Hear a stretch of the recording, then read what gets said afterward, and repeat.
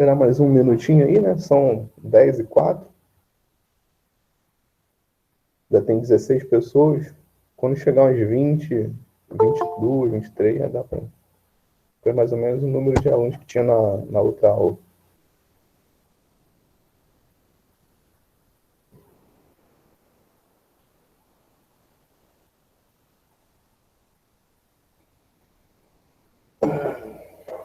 Eu já botei para gravar logo para não esquecer de botar, né? Que eu geralmente esqueço.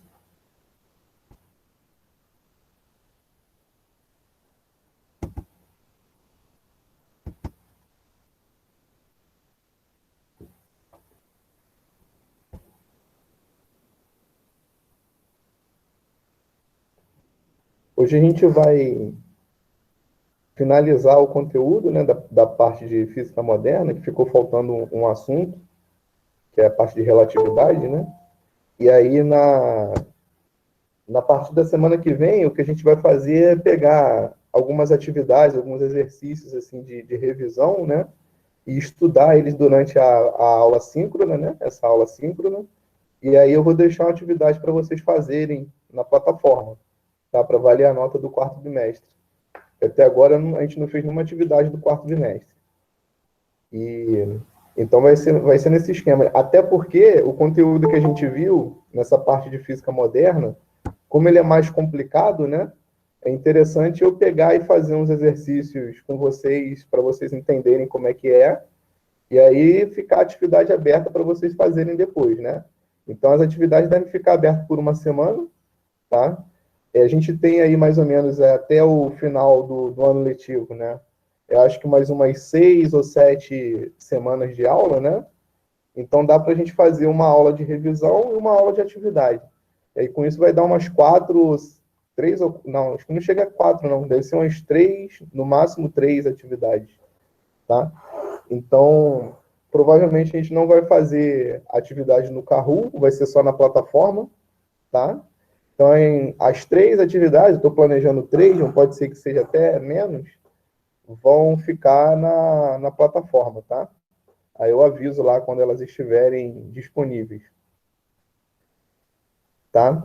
Então hoje a gente vai falar um pouquinho sobre a teoria da relatividade. Acho que já dá para a gente começar já, né? Já são 10h07, tá?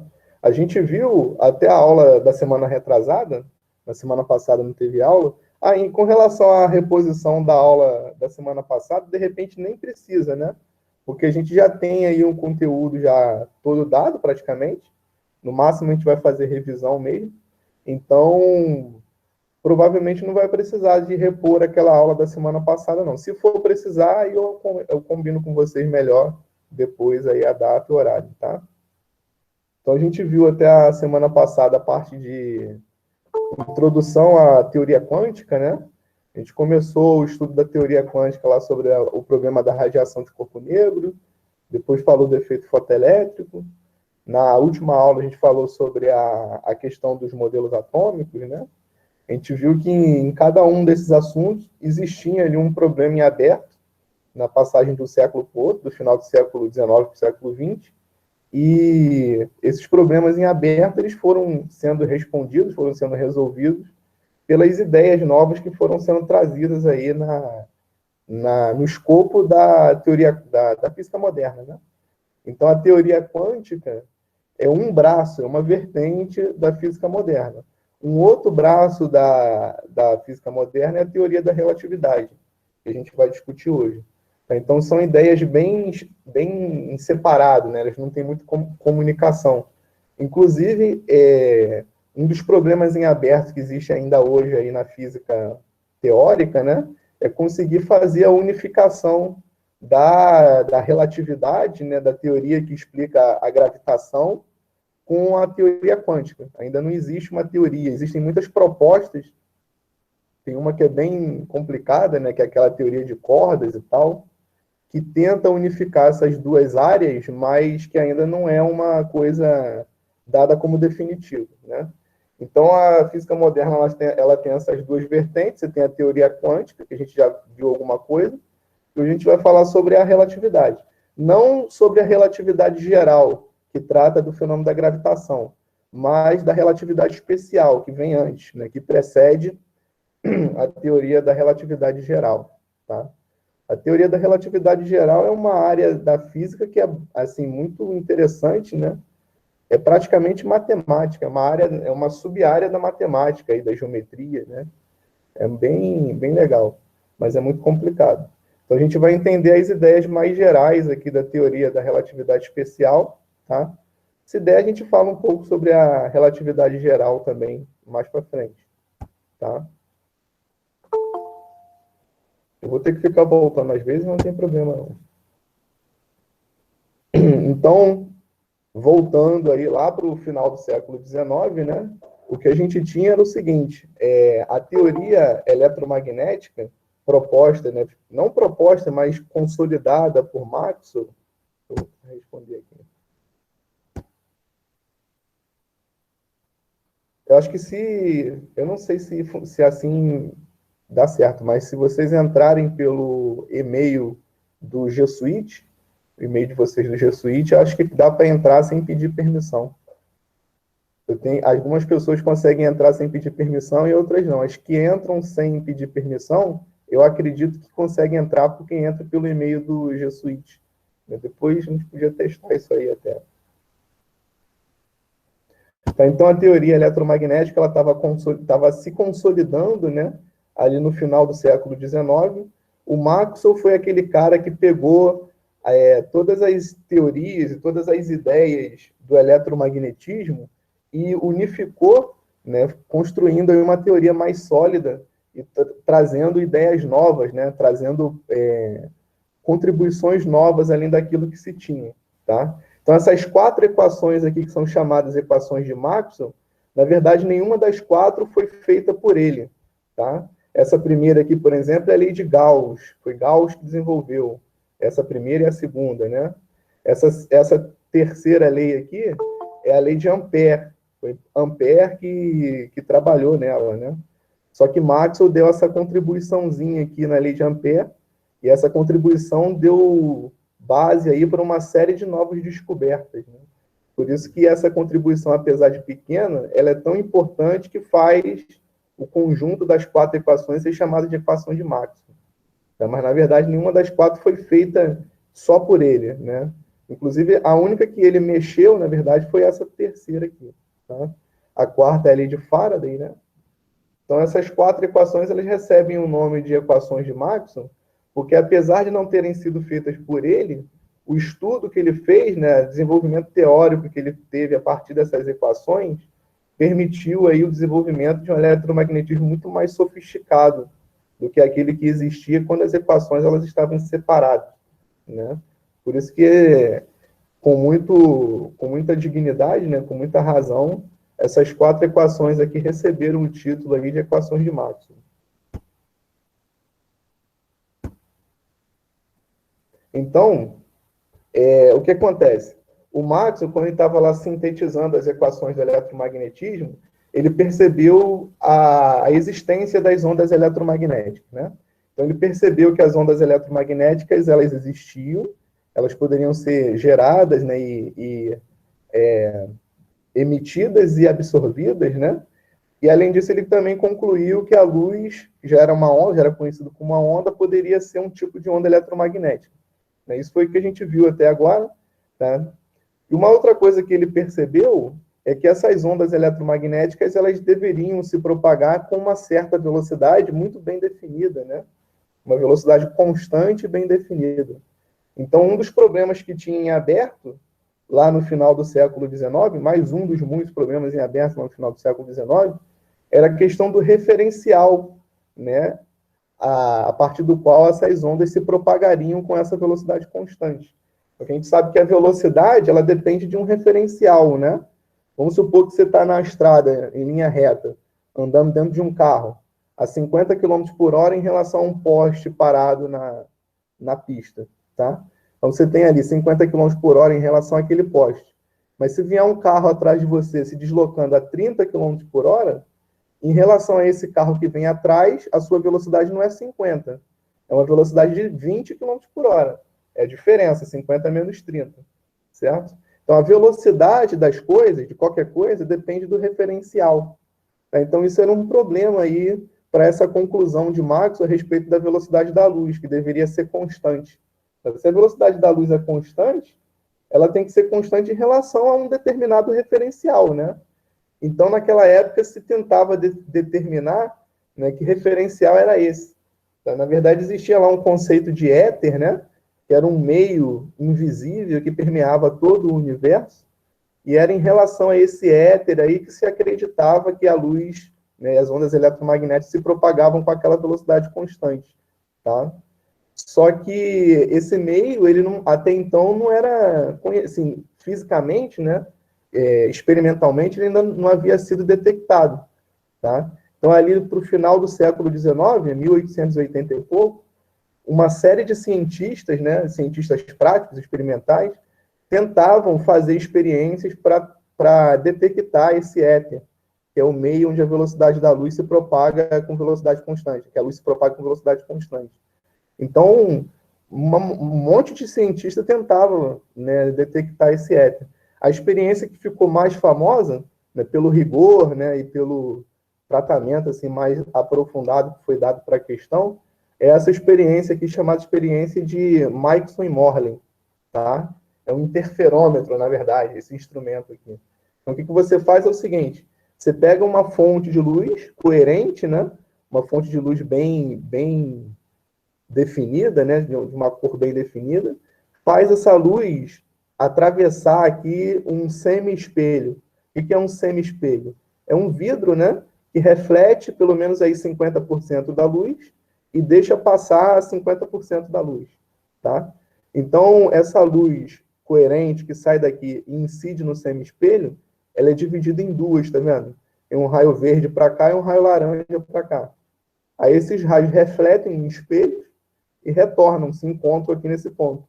E daí essa luz, ela é, de novo, concentrada, né? Elas voltam a se juntar, e aí elas são emitidas por um sensor de luz aqui, tá? Então, esse instrumento aqui é chamado interferômetro. Dada a interferência que acontece entre esse ramo laranja e esse ramo verde, depois que eles voltam a se juntar, você consegue concluir coisas aí a respeito da propagação dessa luz, tá? Inclusive, esse experimento aí de Mikeson-Morley seria capaz de detectar a existência ou a presença desse tal éter, né? Então, esse experimento ele deu um trabalho, né? Primeiro porque ele tinha que ser realizado em várias posições diferentes, né? Dentro do laboratório deles lá.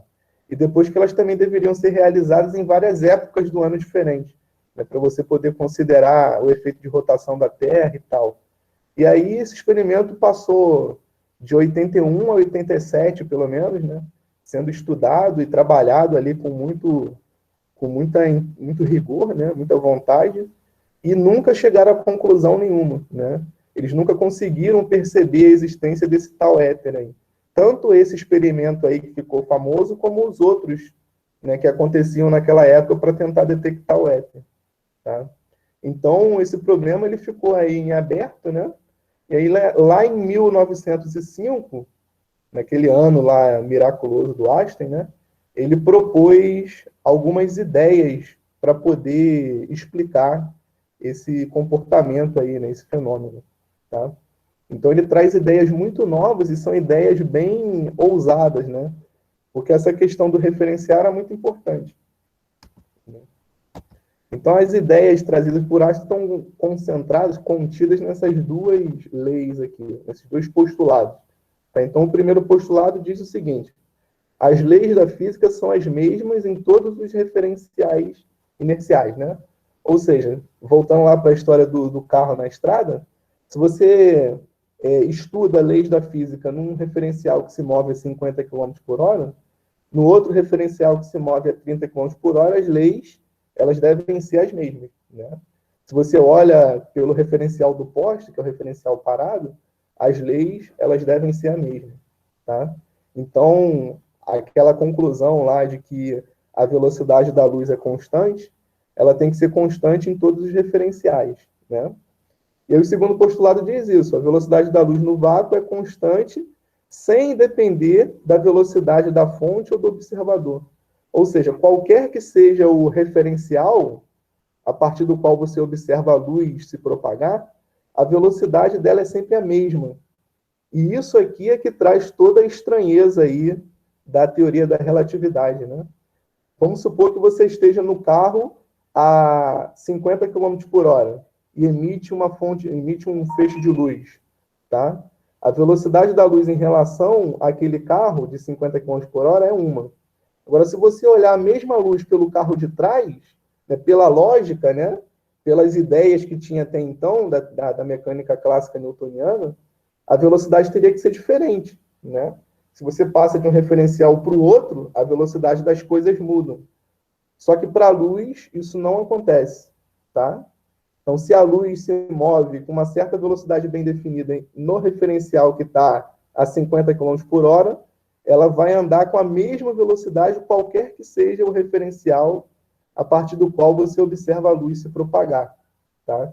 Então, isso é uma afirmação, né, muito contraintuitiva, muito estranha, tá?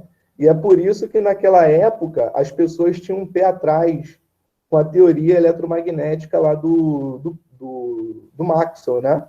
Era uma teoria nova, né, que trazia essa questão, trazia esse problema, e isso aí confrontava as ideias que serviam de base para a mecânica newtoniana, que é essa questão da velocidade depender do referencial. Tá? Então, a teoria eletromagnética lá de Maxwell, ela era assim, ela era vista com uma certa ressalva pela comunidade científica. As pessoas acreditavam que a teoria eletromagnética de Maxwell não estava completa, ela deveria ser corrigida frente àquilo que se observava e que tinha como consequência da mecânica newtoniana, né? Então, o que o Einstein fez foi o seguinte, ele foi ousado, né? Ele falou o seguinte, não, a gente não vai mexer na teoria eletromagnética de Maxwell, ela está certa. A gente vai fazer é abandonar essa ideia de éter, vamos deixar isso para lá, e vamos fazer correções na mecânica newtoniana. Essa ideia era muito ousada porque a mecânica newtoniana já tinha ali 300 anos, né? Pelo menos. Já era uma ideia muito bem aceita, né? Tinha muitas aplicações e tal. Então, sugerir que a mecânica newtoniana precisasse de alguma correção era um passo muito ousado. Por isso que a comunidade científica não queria fazer isso, preferia afirmar que o eletromagnetismo é que tinha que ser mexido, né? Que era uma teoria nova, tá? Então, os postulados de Einstein aí vêm no escopo aí dessa empreitada dele aí de tentar fazer essa correção da mecânica newtoniana, tá? Aqui a gente tem uma figura, vou aumentar aqui um pouco, que discute essa questão, né, da velocidade do referencial, tá? Vamos supor que você tenha dois referenciais, um que eu chamo de S e outro que eu chamo de S'. As coordenadas desse referencial S é Y e X, tá vendo? Vertical e horizontal. As coordenadas do referencial S' é Y' e X', tá? Então, se esse referencial S' se move com uma velocidade V em relação ao referencial S, depois de um certo intervalo de tempo T, qual que é a distância que separa S' de S? É a velocidade vezes o tempo, né? Esse VT aqui, tá? Então, depois de um tempo T, o S' vai estar uma distância VT de S. E aí, se acontece um certo evento num ponto aqui do espaço, esse evento, em relação a S', é medido pela coordenada X', e em relação à coordenada S, é medido pela coordenada, em relação ao referencial S, né? É medido pela coordenada X, tá vendo? Então, qual que é a relação entre X e X'? Ó, o X é o VT mais o X', né? Esse segmento todo aqui, ó, o X, é esse segmentozinho VT mais esse segmento X', tá? Então, essa relação entre essas duas coordenadas, X e X', isso é chamado de transformações de Galileu, tá? Que é o que está escrito aqui no próximo slide. Ó. O X' é o X menos o VT, tá vendo? Ou, equivalentemente, né, o X é o X' mais o VT, tá? Então, essas são as transformações de Galileu, tá? Para a variável y, que é essa vertical aqui, a gente não tem diferença nenhuma, né? Porque nessa figura que a gente está vendo, o movimento relativo é ao longo do eixo x, é na horizontal, tá? Então, independente do instante de tempo, o y é sempre igual a y', tá? Se a gente considerar um terceiro eixo aqui, né, porque o espaço é tridimensional, o eixo z, também vale a mesma coisa. O z é igual ao z', né? Porque o movimento é ao longo do eixo x, tá? Então, essas são as coordenadas, as transformações de coordenadas, né? A gente chama de transformações de Galileu, tá?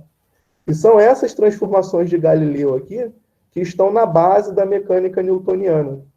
Então, essas transformações de Galileu precisariam sofrer uma série de alterações para as ideias de Einstein lá, né, para explicar que a velocidade da luz não depende do referencial. Uma série de modificações nessas transformações de coordenadas precisariam ser feitas, tá? E aqui a gente observa um ponto crucial aí da teoria da relatividade, que é a questão do tempo, tá vendo? Quando eu estou nas transformaçõ'es de Galileu, que é essas que valem na mecânica clássica, o tempo ele não depende do referencial, tá? O t', que é o tempo medido no referencial linha que se move, é o mesmo t medido no referencial que não se move, naquele referencial sem linha. Ou seja, o tempo é um parâmetro absoluto. Ele não depende do referencial. Ou seja, se passa um intervalo de tempo de 10 segundos nesse referencial S', logicamente, no referencial S, né, se passa no referencial S 10 segundos, o referencial S' também vai passar 10 segundos. Tá? Então, essa ideia de o tempo ser um parâmetro absoluto, é isso aí que vai ser alterado e que vai causar uma série de estranhezas na teoria da relatividade. Tá? Então, para a teoria da relatividade funcionar, o tempo, aquela variável t lá, ela vai precisar sofrer uma série de alterações, essa transformação aqui de tempo, né? Ou seja, intervalos de tempo medidos no referencial não serão iguais a intervalos de tempo medidos no outro referencial. Tá? É como se num certo referencial passasse 10 segundos e no outro referencial passasse 8, ou 9, ou 11, a depender da relação entre eles. Tá? Então, é essa mudança aí na interpretação do que é o tempo que causa uma série de estranhezas na teoria da relatividade, que a gente vai ver daqui a pouco. Tá? Então, resumindo, aí o que a gente discutiu até agora. O Einstein, ele propõe ideias que permitem a gente aceitar que a velocidade da luz não depende do referencial que observa a luz se propagar. Tá? E para ele fazer essas ideias funcionarem, ele precisa fazer alterações nessas transformações de Galileu aqui. Então, essas transformações foi feita antes do Einstein, né? Foi feita por um cara chamado Lorentz, tá? E aí as transformações recebem o nome de transformações de Lorentz, que são essas que a gente vai ver aqui agora. Tá?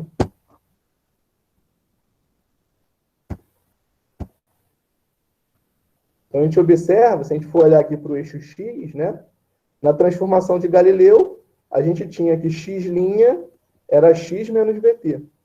Agora, na transformação de Lorentz, que é essa que está de acordo com as ideias do Einstein, o x' é x menos vt, mas multiplicado por um gama, tá vendo?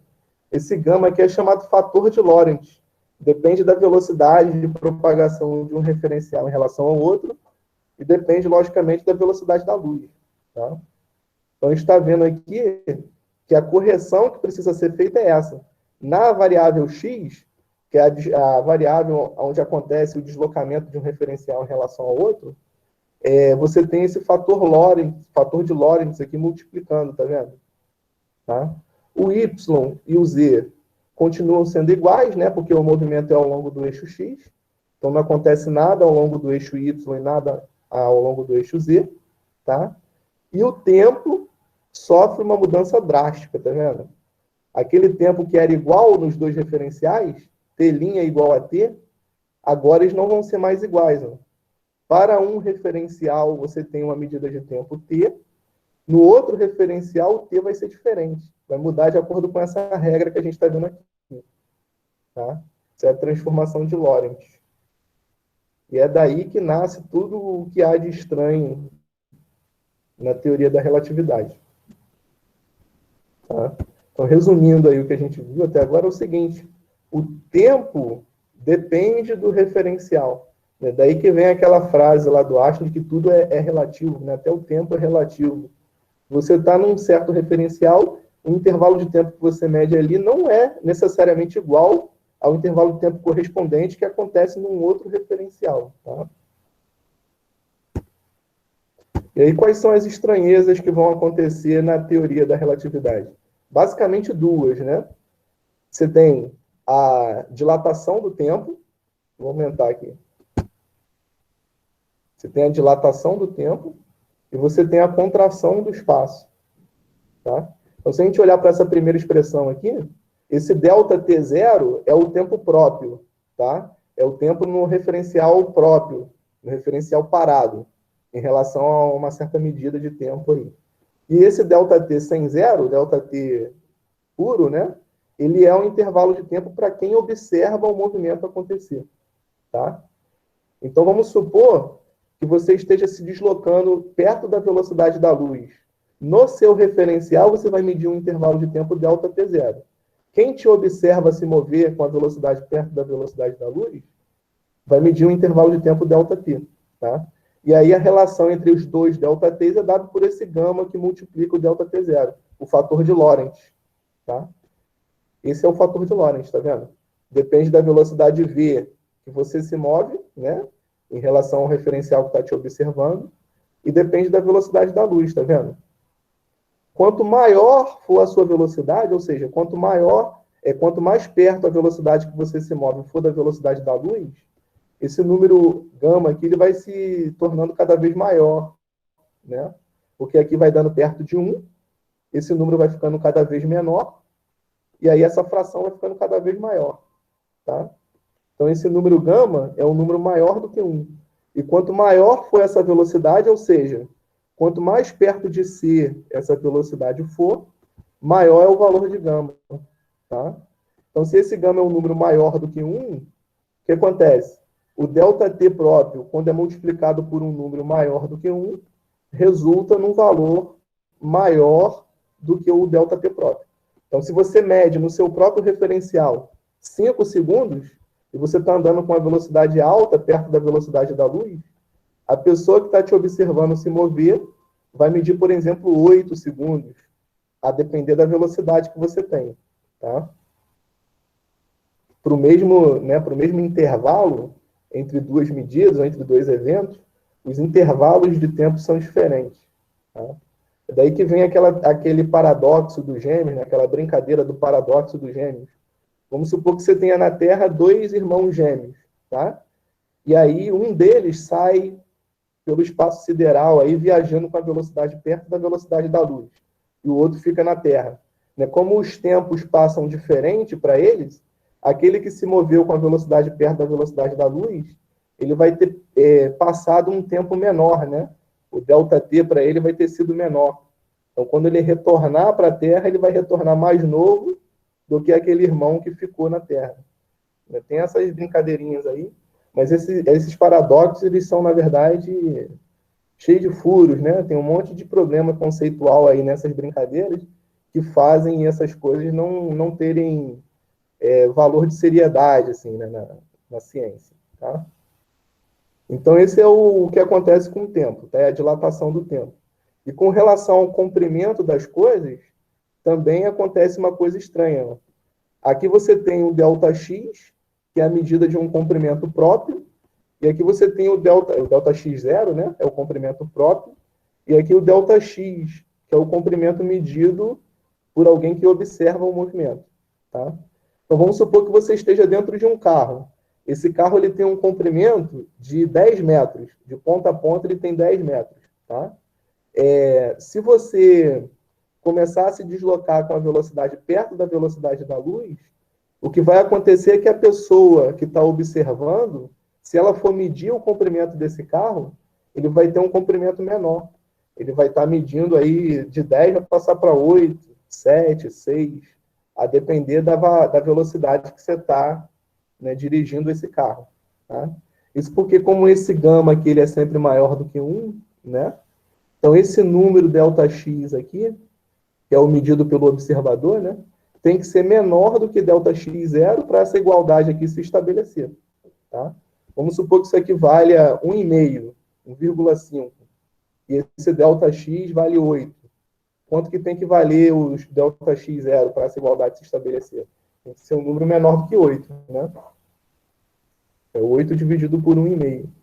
Então, vocês façam a conta aí. Ó, se for 2, fica mais fácil, né? Vamos supor que esse gama valha 2, tá? E esse ΔX0 vale 8. O ΔX tem que valer 4, né? 2 vezes 4 dá 8. Então, se você estiver se movendo com uma velocidade tal que esse gama vale 2, a pessoa que está observando o movimento vai medir o comprimento dado pela metade do que você mede no referencial próprio. Tá? Então, se você medir o carro dentro dele se movendo, você vai medir 10 metros. A pessoa que está observando vai medir 5, se esse gama vale 2. Tá? Então, essas coisas estranhas, elas estão inacessíveis para a nossa intuição, porque elas acontecem ali no domínio onde a velocidade da luz tem que ser perto. Aliás, a velocidade das coisas tem que ser perto da velocidade da luz, né? E aí, a gente não tem acesso a velocidades desse tipo. Tá?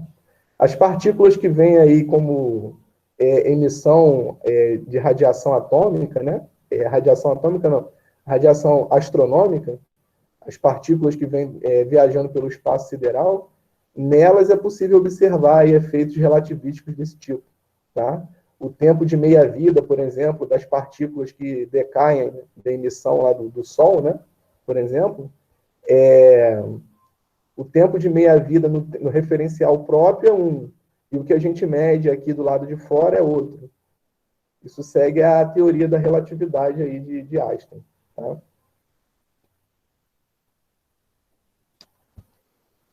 Aqui tem a explicação disso que eu falei de novo, né? Da dilatação do tempo. Então, o ΔT0 é o tempo próprio. Tá? O ΔT é o tempo medido no referencial que observa o movimento. Tá? Então, você vê que esse número que está aqui no denominador, ele é um número menor do que 1. Tem que ser menor do que 1, né? Porque é a raiz quadrada de 1 menos v ao quadrado sobre c ao quadrado. Então, isso aqui é menor do que 1. Se eu divido alguma coisa por um número menor do que 1, o resultado é maior do que essa alguma coisa. Né? Então, o ΔT de quem observa é sempre maior do que o ΔT de quem está no acontecimento lá do movimento.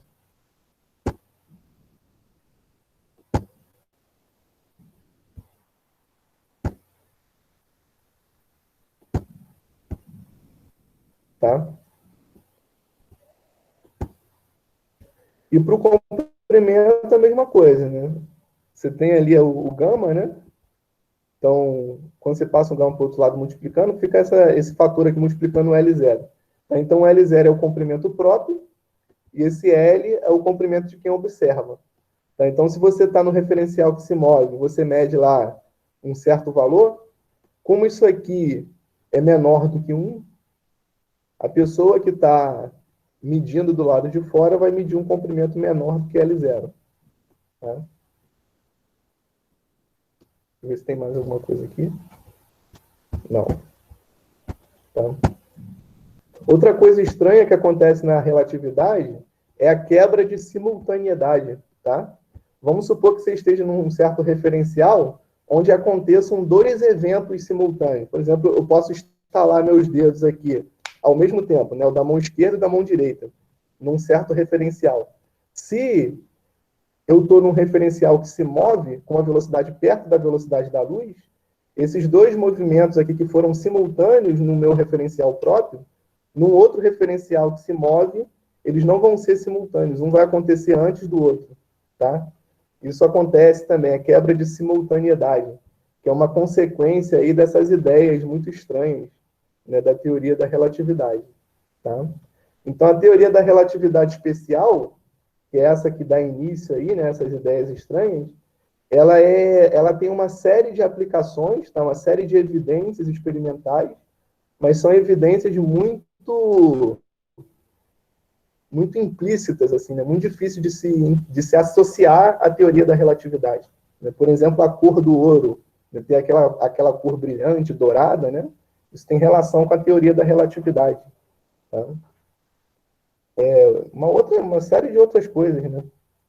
A teoria da relatividade geral, que diz respeito lá ao fenômeno da gravitação, essa já é um pouco mais fácil de perceber, né, as implicações, né, as evidências experimentais. Né?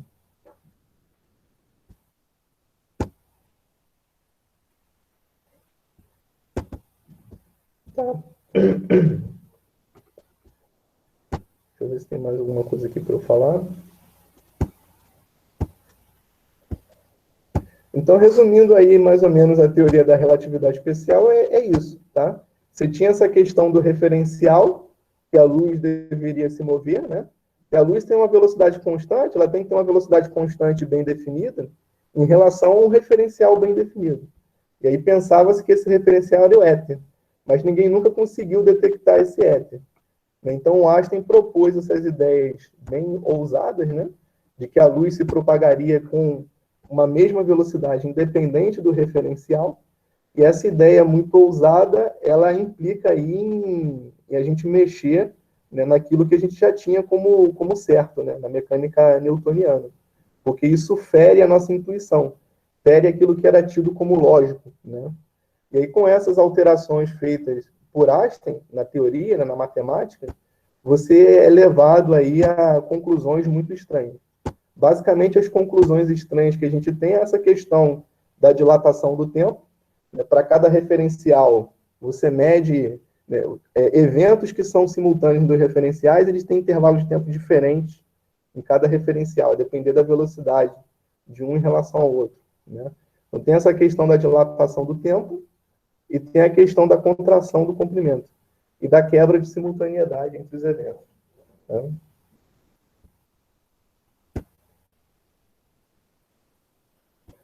Beleza?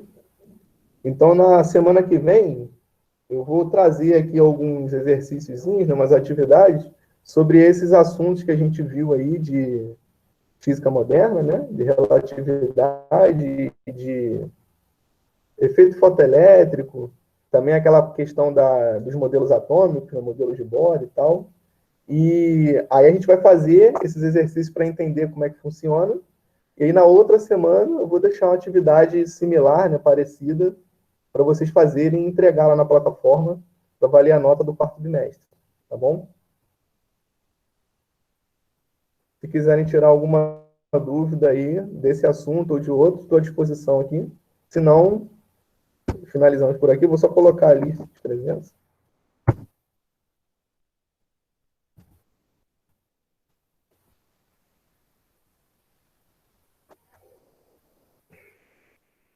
Conforme vocês forem assinando a lista aí, já estão liberados. A não ser que vocês queiram tirar alguma dúvida, perguntar alguma coisa. Estou à disposição aqui para ajudar, tá? Eu vou parar de gravar para o vídeo não ficar grande.